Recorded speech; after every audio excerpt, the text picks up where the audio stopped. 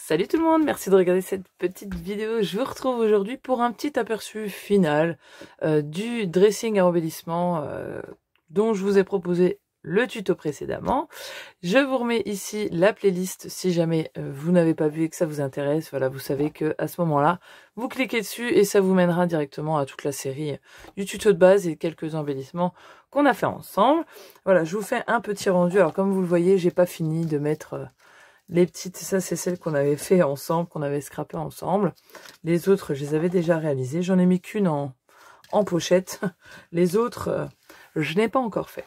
Donc, vous voyez, c'est ce petit dressing là. J'ai rien rajouté sur les côtés. Vraiment, j'ai laissé très très simple. J'ai juste mis tous ces petits cintres là. Et je pense qu'il aurait été bien, c'est de mettre peut-être des nœuds ici. Ça aurait pu faire plutôt sympa. Et ça aurait, peut-être que je ferai ça après d'ailleurs, ça aurait comblé, si on n'en met pas beaucoup, l'espace entre avec le nœud, ça fait un petit peu tampon.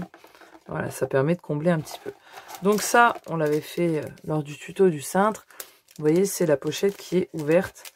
Alors au début, je voulais les laisser ouvertes comme ça. Je vous ai proposé le tuto, j'avais mis un rectif en dessous, comme quoi si vous voulez la fermer, vous laissez 1 cm de plus. Hein. Moi j'ai laissé pour les prochaines finalement, je les ai fermées. J'ai laissé 1,5 cm en plus. Donc ça c'est des petits nœuds qui ont été faits en tuto aussi. Ensuite, donc là, il y a la petite licorne, vous voyez, et j'ai fermé derrière. J'ai mis du double face, hein, tout simplement. Et là, ça permet... oui, ça a percé. Ça permet aussi de mettre des sequins, si on met dedans, etc. Celle-ci, elle est trop mignonne. Elle est trop choupie. J'adore. Donc, j'ai fait ça. J'ai fait des choses très simples. Hein. Vous voyez, tout simplement. Là, c'est 2 dies, donc un plus petit que l'autre, qui est monté en 3D. J'ai mis le tissu que j'ai utilisé pour les nœuds, que j'ai découpé, que j'ai diesé en fait, hein, je l'ai mis dans la machine. Et là, 2 autocollants, celui-ci, il est monté en 3D. Voilà, très simplement. Là, j'ai fait, alors là, j'ai un dies cœur qui est comme ceci. Et en fait, pour faire le cœur, je voulais qu'il y ait du relief, hein, donc il est monté en 3D. Et en fait, j'ai placé mon dies sur le papier, qui est le papier ici. Et en fait, j'ai fait le marquage à l'intérieur du dies. Voilà, parce que j'ai... Attendez, je vous montre. Voilà, j'ai le dies qui est comme ça. En fait, je l'ai placé sur le papier. Au crayon de papier, j'ai fait le contour et j'ai découpé à la main. Ce qui a permis de me donner voilà, l'intérieur que j'ai pu surmonter en 3D pour faire un petit peu de volume. Puis voilà, des petits stickers du petit bloc que je vous avais montré. Et donc voilà, ça fait son petit effet. Ça fait un petit embellissement sympa. Là, j'ai fait des nœuds, mais avec de la dentelle verte mint que j'avais. Voilà, très simplement, comme la même chose que celui-là, sauf avec la dentelle là. Et les petits sequins, je ne sais pas si vous allez voir, c'est des sequins de chez Action qui sont très violets, très foncés. Vous voyez, il y a des petits reflets, un peu comme l'essence là. Là, j'ai fait des fleurs, voilà, avec un dies que j'ai. Très simplement. Alors là, elles sont très plates, hein, parce qu'elles sont enfermées, mais on peut les mettre un peu plus épaisses. Et puis, un petit tag, très simplement.